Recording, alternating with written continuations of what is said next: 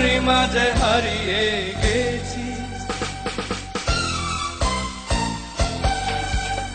তোরে পুতুলের মতো করে সাজিয়ে হৃদয়ের কোঠরে রাখব, আর হৃদয়ের চোখে মেলে তাকিয়ে সারাটি জীবন গড়ে দেখব।